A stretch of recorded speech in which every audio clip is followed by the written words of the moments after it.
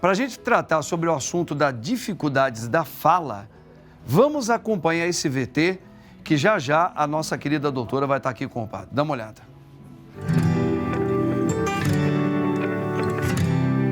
Os seres vivos são muito comunicativos, cada um achando um meio de se expressar com sua espécie. Para nós humanos, um dos meios de comunicação é a fala. Meios de comunicação, como o rádio e o telefone, não existiriam se não fosse a fala.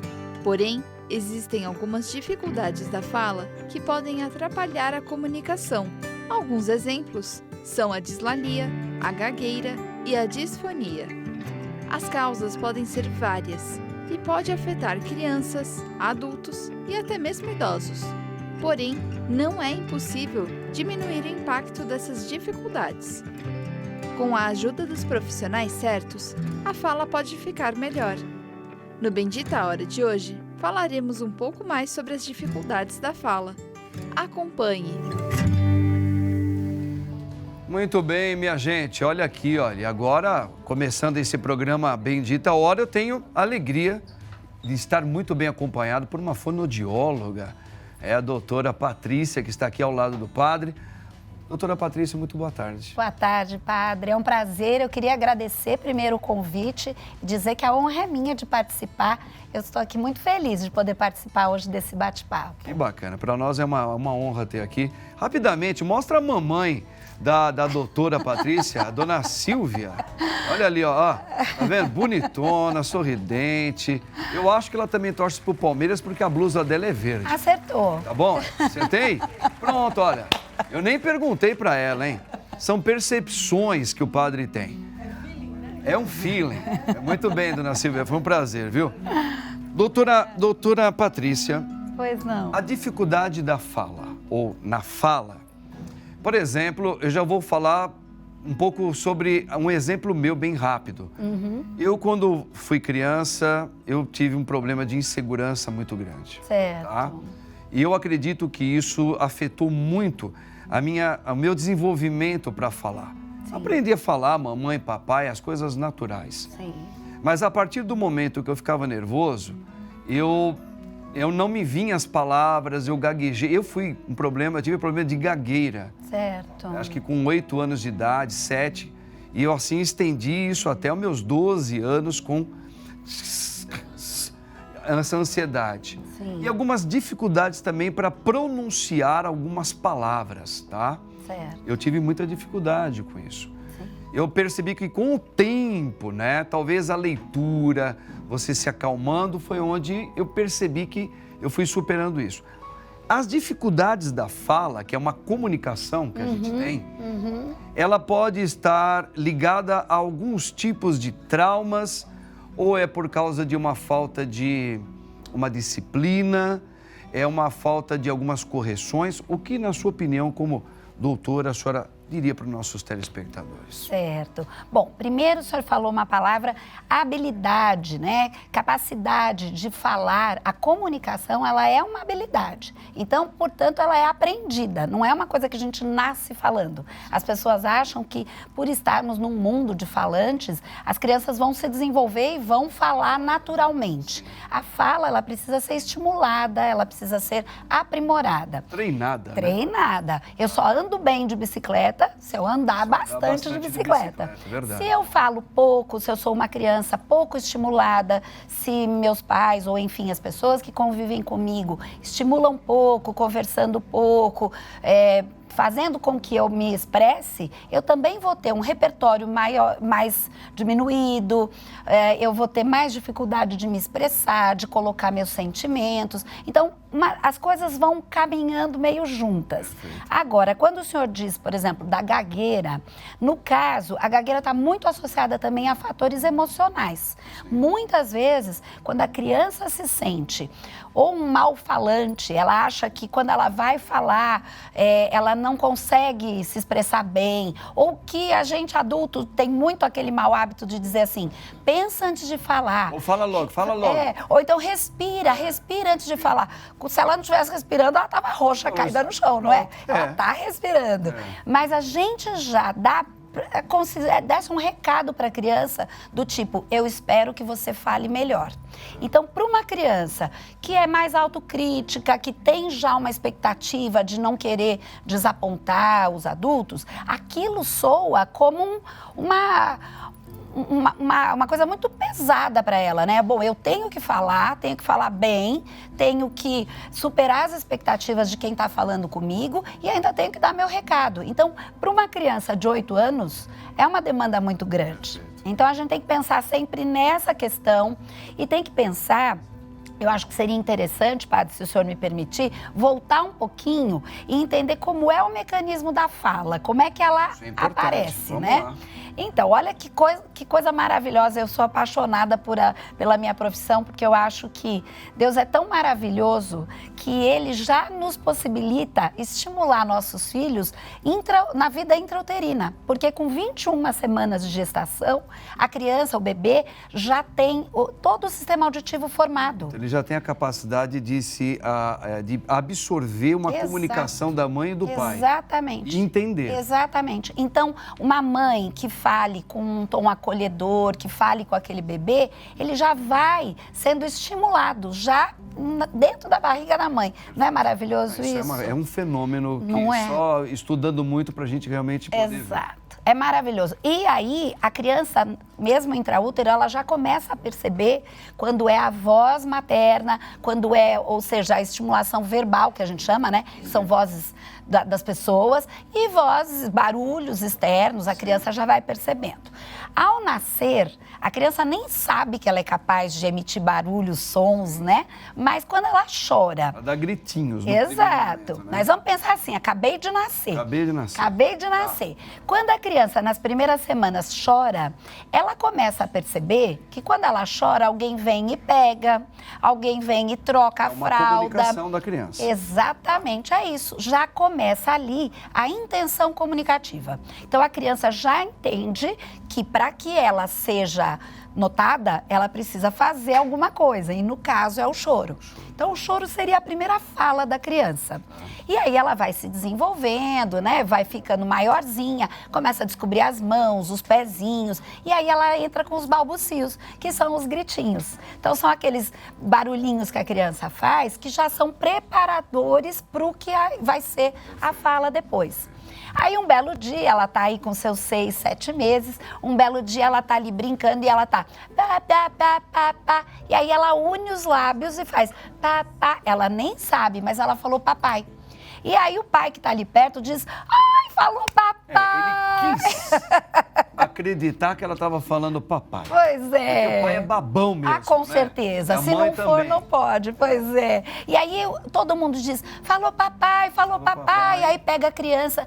Aí é que se estabelece a linguagem, que é a fala com sentido, com significado. Então a criança começa a perceber. Quando eu quiser que ele venha me pegar no colo, eu tenho que fazer pá, pá, pá, é o papai. Quando for ela, é que é um som que sai aqui pelo nariz.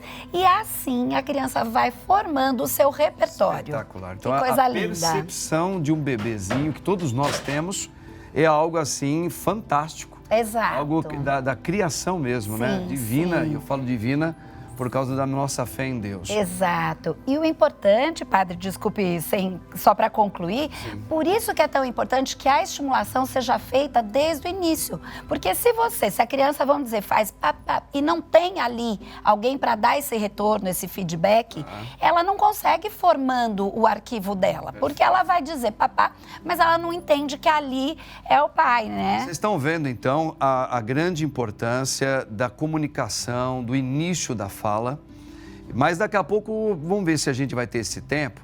Eu queria entender, porque isso parece ser os princípios, o mecanismo natural de uma criança saudável, de um bebezinho saudável, que ele tem essas tiradas, tá? Em relação ao pai e à mãe. E agora também sabemos que tem alguns casos de algumas crianças que ela já traz algumas doenças e ela vai ter dificuldade da comunicação, mesmo com todas as tentativas exemplares do pai, da mãe, falando no ventre, e ela já tem um outro probleminha. De hoje em diante, eu não vou ser mais Lomeu. Lomeu? Lomeu não dá, né, Cebolinha? Não dá, Mônica. É muito difícil. É só falar eu te amo, Julieta. É brega. Brega. Você quer fazer o quê, Cebolinha? Fugir da escola? Adorei a ideia. Cascão, tenta ser mais otimista, abraçar a nova ela. Nova era? Eu tenho mais coisa que fazer, não sei você. Mas eu sou dono da lua. Não a lua do céu, a lua da tela. Hoje é tal dia, eu também tenho... fonoedóloga. Quê? Fonolodóloga. Fonodióloga? Você não entendeu? Foi o que eu falei. Pula tu é a loba do leite de lama. Ei. Logo, não é da Mônica. É pra Mônica. Respeito. Valeu, Carla. Você sabe muito das coisas. Doutor Lola, a senhora podia nos explicar por que isso acontece na fala? Ai, pois é uma lindeza, né? A gente dá risada, mas na verdade tem um nome, isso chama-se transtorno fonológico. Eu estava aqui lembrando de um paciente muito querido que eu tive, que ele dizia assim, a vovó Vela vem me buscar. A vovó Vela, a gente imagina aquela vela comprida, Sim, né? imagina, Pois é, era a vovó Vela. E ele dizia também, a menina de maiô. Aí eu dizia, mas como tem alguém de maiô? Ele dizia, não, pá! E fazia assim que tinha desmaiado, era a menina de maiô, uma graça. Torna até uma piadinha, né? Pois é, mas o transtorno fonológico tem vários. Tem aquele outro muito comum também que a gente chama de tati-bitate, que calça é talça, cueca é tueta, a criança troca o Q pelo T e o G pelo D. O do Cebolinha é um dos mais clássicos porque realmente ele é muito comum, acontece muito. A gente brinca que a criança passa por uma evolução. Então ele começa dizendo, vou dar o exemplo do barata. Ele começa dizendo baata, ele acha que não tem nada ali no meio, então ele diz baata. Aí ele começa a perceber que tem alguma coisa ali, então ele põe um i e diz baiata. Mas aí ele percebe que ele precisa subir mais a língua. E ao subir, ele diz balata, e aí a língua sobe, mas não bate a ponta. Quando você diz barata, você sobe a língua, mas você bate a ponta. Então você tem que ensinar para a criança a bater a ponta além de subir. Ela já subiu, agora você tem que dobrar a pontinha da língua. Cabe a quem nos primeiros momentos? Pois é, o fonoaudiólogo, né, é o profissional indicado para fazer a reabilitação. Porque às vezes os pais estão tentando... Sim, e devem tentar. Mas está percebendo que não está havendo uma evolução na vida da criança. Exato. A gente tem uma idade limite. Então, a gente espera que entre 4 e 4 anos e meio, a criança adquira todos os últimos fonemas, que são os mais difíceis, que são os R's. Então, é o R do porta, que no interior pode ser porta, na Bahia pode ser porta, né? No Rio de Janeiro é a porta. Então, isso depende de região para região. Mas a gente tem esse R, a gente tem o R do encontro consonantal, o L do encontro consonantal, então a placa, o prato, a gente tem o S no meio, que seria o escola, são os últimos sons. A criança tem que adquirir esses sons entre 4 e 4,5, porque a gente sabe que ao chegar aos 5 anos, a criança já está neurologicamente madura para isso, porque aí ela vai entrar num outro processo, num processo de ter interesse por uma outra língua, que no caso é a língua escrita. Então, a criança, quando ela já está falando, já está com o quadro fonêmico dela completo, naturalmente ela já tem uma curiosidade. Perfeito. Para escrever o que ela falou. Um diagnóstico, não querendo temer os pais, mas a gente tem que estar muito pé no chão. Sim. Existem alguns graus de autismo. Sim. Tá? E eu sei porque uma das colegas da igreja, comentando sobre o neto, a netinha, andava preocupada, porque ele já tinha atingido essa idade que a senhora comentou, e ela não conseguia falar direito. Certo. Com todo um tratamento. E aí parece que foi diagnosticado um tipo de autismo ou uma fase que pode ser um autismo. Isso é verdade mesmo, doutora? Então, olha, o autismo precisa de muitas outras características para se fechar um diagnóstico. Analisar com muita calma. Inclusive, não é o fonoaudiólogo que fecha o diagnóstico, não, de autismo. Na verdade, é o neuro, ou o psiquiatra, ou até o pediatra, mas geralmente é o neurologista, o neuropediatra que faz. Está muito ligado com a parte do cérebro da criança. Exato. E você precisa de uma série de outras características, né?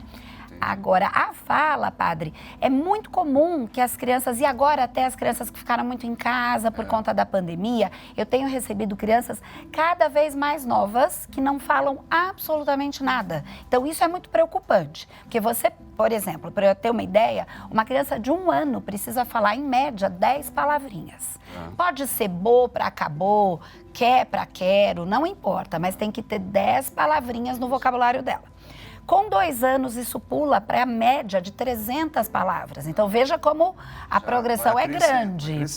Então, com 4 anos e meio, a criança tem que estar falando tudo, contando histórias, usando verbos no passado, no futuro. Então, quando a criança não está dentro do esperado, a gente já começa a se preocupar, mas tem outras questões que podem ser. Então, por exemplo, um transtorno fonológico, que é como o Cebolinha, é o caso clássico, é a criança que está trocando as letras na fala, mas que tem o cognitivo, o emocional, o comportamental, todo típico, tá todo perfeito. Então é o mais comum. Que bacana, gente. Olha isso, tá vendo? Pena que se a gente pudesse ficar aqui com a doutora Patrícia, eu ficaria aqui o programa inteirinho falando com ela, porque o assunto ele é bem extenso, ele é muito rico, né? É verdade. E a gente, infelizmente, vai ter que se despedir, mas uma pergunta por curiosidade. Pois é verdade mesmo que, no caso de uma fala, no meu caso, tive problema de gagueira, é mais comum nos meninos do que nas meninas? Sim, é mais comum. Mas isso é por causa da ansiedade? O que é isso? Olha, geralmente os meninos, eles são muito da parte motora. Então, o menino é aquele que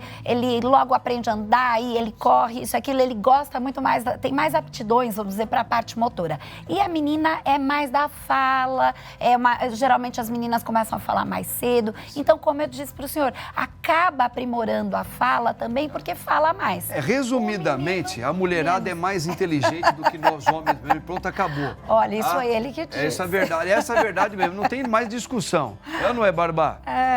Doutora Patrícia? Tá certo. Olha, encantado aqui com a sua presença. Que bom. Fico feliz. Percebemos aqui a potencialidade e conhecimento que essa mulher tem e que a gente já vai trazê-la aqui uma próxima oportunidade para enriquecer mais aí o conhecimento sobre a fala. Que bom, eu que agradeço. A sua mãe, Dona Silvia, é uma gracinha.